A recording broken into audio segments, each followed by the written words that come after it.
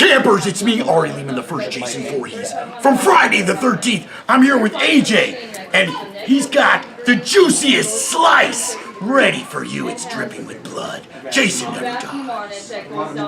What makes a horror film kill memorable, terrific, even in some way profound or poignant? Let's explore.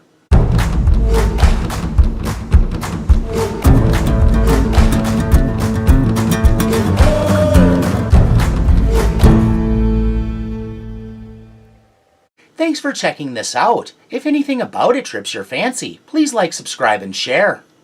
Yes. Without further ado... Nighttime is the right time. Oh boy, looks like these ladies are up to some inadvisable behavior. A bad idea because the self-appointed bad behavior regulator has come aboard. And drugs, well, he takes a dim view. No thanks. Don't be a lightweight. This is top dollar too.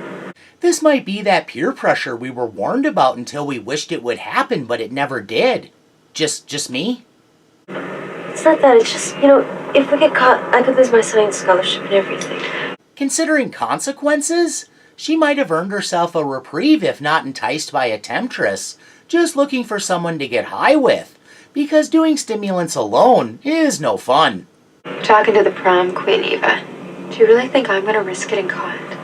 No matter how mystifying it is to equate these two things, it's not like Tamara could be stripped of the prom crown, whereas a scholarship could definitely evaporate in an instant.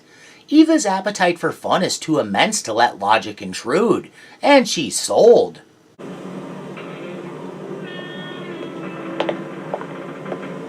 Why not? They're on the senior trip, an ocean voyage to New York City, and she doesn't know Jason's prowling about looking for naughty, overgrown children. Oh yeah, the possibility of the consequences she's fully aware of. Jesus. Have you guys seen my dog? I think he came this way. Rennie might not want to participate with their partying. Did you care for a hit? No thanks. But even the quiet, introspective kids of this era were cool enough not to turn tattletale. Real space cadet. Wonder if she'll narc on us. Because her uncle and guardian is that asshat teacher no one likes, and putting a crimp in everyone's good time, a trip chaperone, they're convinced she's gotta be a total square. Oh yeah. Ready to party? And then some. It doesn't help that after indulging, said asshat coincidentally happens upon them.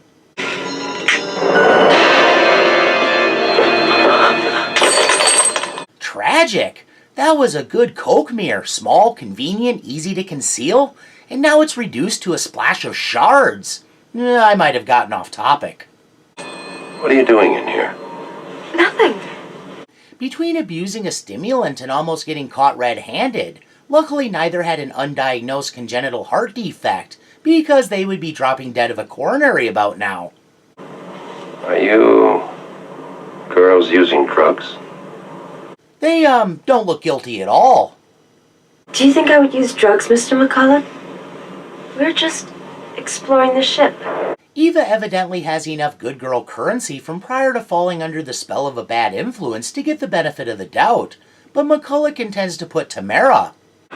I'll be coming around to your stateroom in exactly 15 minutes, Miss Mason. In the crosshairs of his direct scrutiny.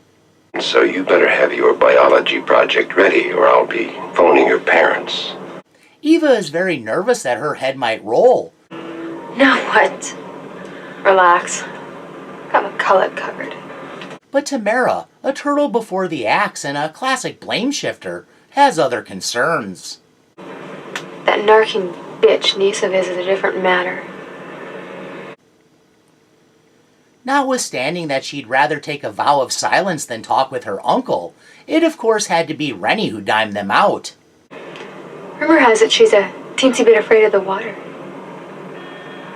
If there's any doubt Tamara is a classic mean girl, she's happy to commit at best attempted manslaughter and at worst attempted murder.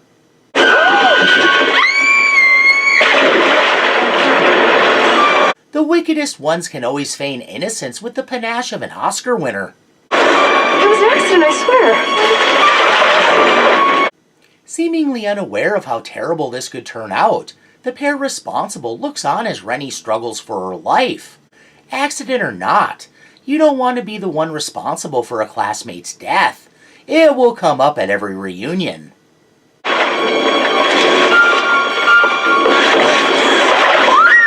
Eva seems to be coming to terms with how bad of company she's fallen into, now that the path she's followed has led her so astray. It involves possibly drowning a classmate. That is truly excellent. Yeah. Someone could be dead, but okay. Eva seems a little sick to her stomach, as if the stress of it all is gnawing at her insides, and giving her that feeling you get when you know you've done something wrong. Well, time to check out the waiters. Look, I think I'll pass, okay? What? Not going out of her way to make a big deal out of it, she excuses herself. I'll see you later. Some friend you are. Interestingly, saying you'll see someone later turns out to be tantamount to "I'll be right back," only it puts the onus on the other person to get killed. Tara, did you hear the announcement? Since Jason has been making the rounds, he paid her a visit. And no, she didn't hear the announcement.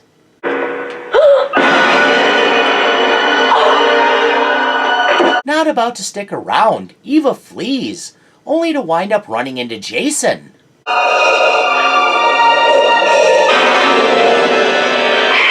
To her credit, she beats tracks, not waiting around to see what he's going to do. But once Jason's radar picks you up, you're an increasingly bright flashing blip, until he has extinguished you.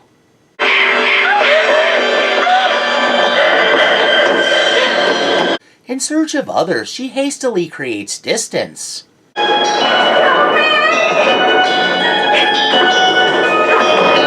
There is no help. Between the others congregating above and the ones decimated by Jason, she's totally alone with the pursuing brutalizer.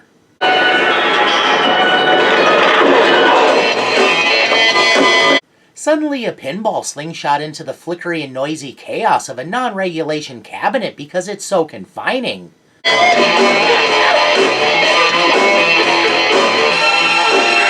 She's overcome with confusion and bewilderment, not sure which direction she should go.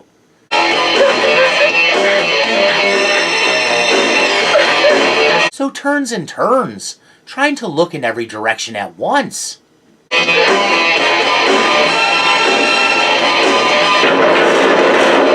With the flourish of a showman, Jason appears, just checking out the scene, seeing what's going down, and there she is, as if it's destiny they meet on the dance floor to, well, engage in the tango of death.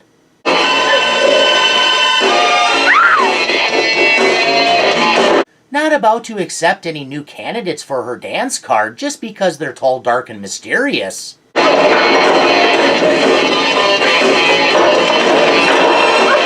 Eva attempts to continue fleeing, only to find flight impossible.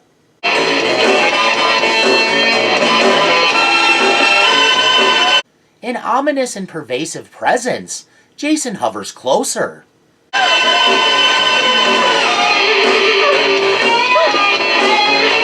It seems like he's everywhere, inescapable, appearing wherever she looks.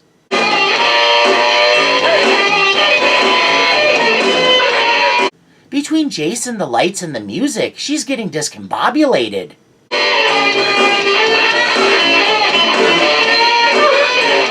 Wait, where did Jason go? He was right there.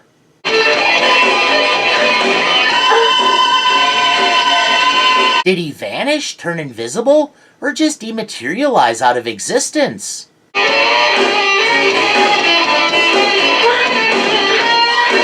Because there is no way that a guy taking up so much space in a room suddenly disappears as if into a pocket out of time and space. Jason was seemingly there the entire time, and seizes her before she can evade further.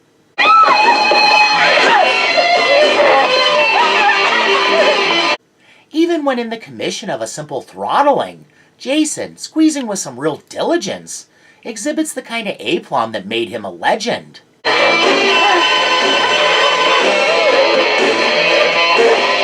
As a supernatural being not exactly long in the tooth, but maybe too long in the grave, watery and otherwise, to have any patience left, Jason seems to carry inordinate anger, and really lets it all out in his work.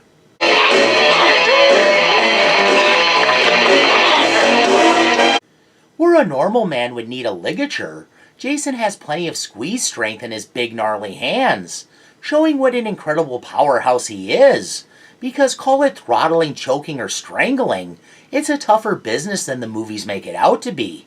Many have survived because the one trying to kill them thought they finished the job, only for the victim to wake up later. Here, Jason noticeably completes the task at hand.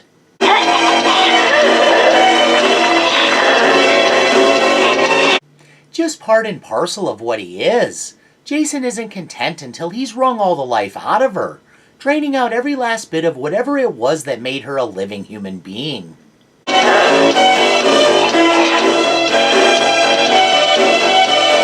With his work done, Jason wastes no time tossing her aside, like a toy fallen out of favor.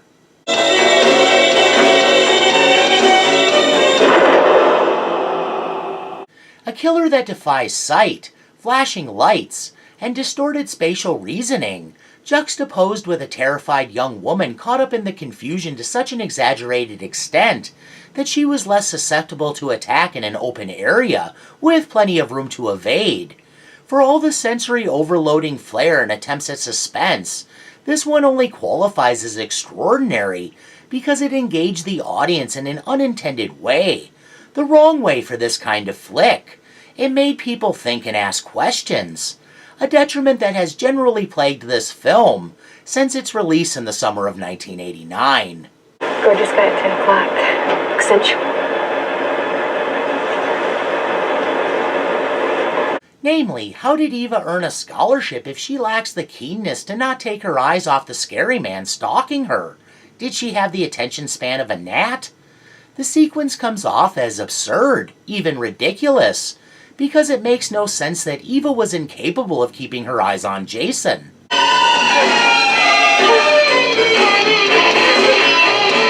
The whole flawed sequence comes down to that in this film, Jason seems to reveal a flagrant ability to outright teleport, bending time and space at the will and whim of the plot, disappearing and reappearing whenever necessary.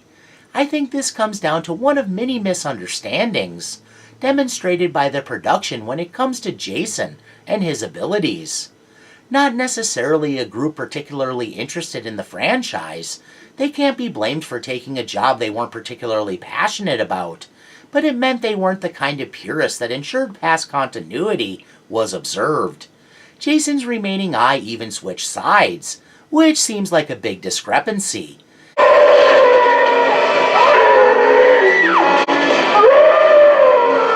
Anyhow, Jason was a killer who mastered the lay-in-wait method, so when they skimmed through past entries, they saw him exhibit perfect placement at the most opportune time to strike and kill his victims, and thus utilized it to an embellished degree, forgetting to add some internal logic to the action. Sure, Jason always got in some odd places, but that didn't mean he was randomly teleporting.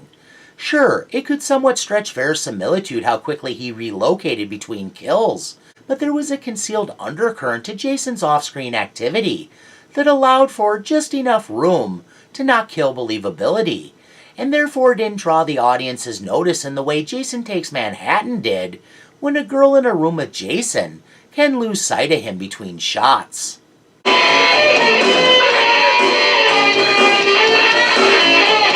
Could there be a character motivation that at least in some way explains Eva's poor choices and inability to react well when confronted by Jason? To condemn her actions in the critical moments leading up to her demise would require underestimating and dismissing the power of terror and overwhelmment. Yep, that stands up to scrutiny. Also, even though the character being under the influence could have contributed to better focus, when under the stressors of a harrowing situation, ideal reactions are far from guaranteed. So she had used an illicit substance, discovered her friend brutally dispatched, and on top of all that, To begin with, she grew up in Crystal Lake. She had probably been inundated with the mythos of Jason Voorhees her entire life, the legend of the unstoppable hockey mask-wearing killer, who will surely get you should you ever encounter him. In the center of the convergence of all these elements was Eva, a young woman who was in celebration mode, and therefore in no way prepared to be thrust into a life-and-death situation. What's worse, her fate was sealed through a handful of bad decisions that should have been beneath her, instigated by a friendship even she recognized wasn't good for her. In the most literal way, the connection got her got. Eva went looking for Tamara, which brought her into Jason's proximity. Had she not gone down there and been seen by Jason, she likely would have been with the other survivors when they boarded the lifeboat. Instead, she went down and ended up in Jason's grasp, quite literally. The pairing of Eva and Tamara was definitely saying something about toxic friendships and bad influences.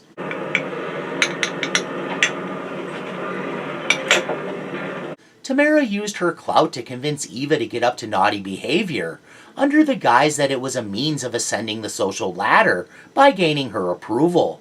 Maybe it was, but was it really worth it to someone like Eva, who had a chance at a successful future in a STEM field, as indicated by her science scholarship? She was the kind of high achiever who should have had nothing to do with Rotten Apple Tamara, but was lured in by the shine and allure of acceptance from the top tier of the school social hierarchy, and gaining the popularity that bestows.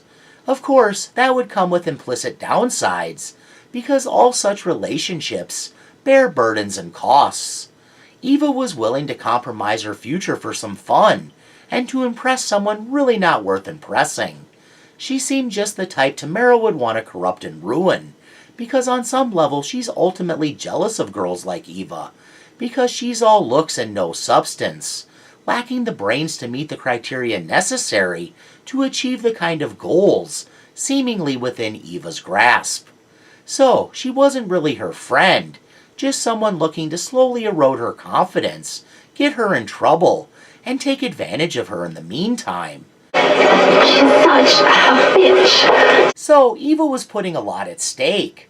Privileged Tamara, who benefited from automatically being liked because her parents were rich, she was attractive, and she knew how to manipulate others to such a degree it was her forte, could afford to use and abuse people and take risks, because it was pretty obvious that even if she didn't have parental guidance, I'll be phoning your parents. They're out of town. she had a safety net lined with cash and high-priced lawyers. With so much on the line, Eva never should have gotten caught up in her shenanigans. Young people, maybe all people, have enough trouble avoiding impulsiveness without someone else acting as the metaphorical devil on their shoulder. Had she not aligned herself with a bad girl, there's a good chance she would have gotten out of there, but for that unfortunate connection that, because she was actually a good person, Tara, led her to seek out her friend when things got hairy, only to meet her own brutal demise. You're the one who's insane. Even though it was fun to cut loose and celebrate graduation, didn't mean she should tempt fate, and that didn't include incurring the wrath of Jason.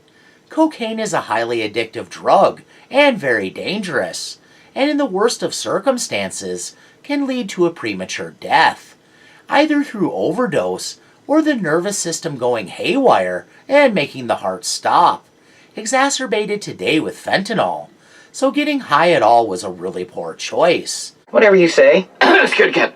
Eva was a young woman who could have had a bright future had she made better decisions about her friendships and stuck to what was really important. Fitting in with the cool popular girl can come with a lot of often ignored caveats, including losing reputation among a certain set, and sometimes, in worst case scenarios, your life. This can be by car wreck or an overdose, or attack from a reanimated moral crusader wearing a hockey mask. Well, I've about reached the end of the rope, so I won't leave you dangling.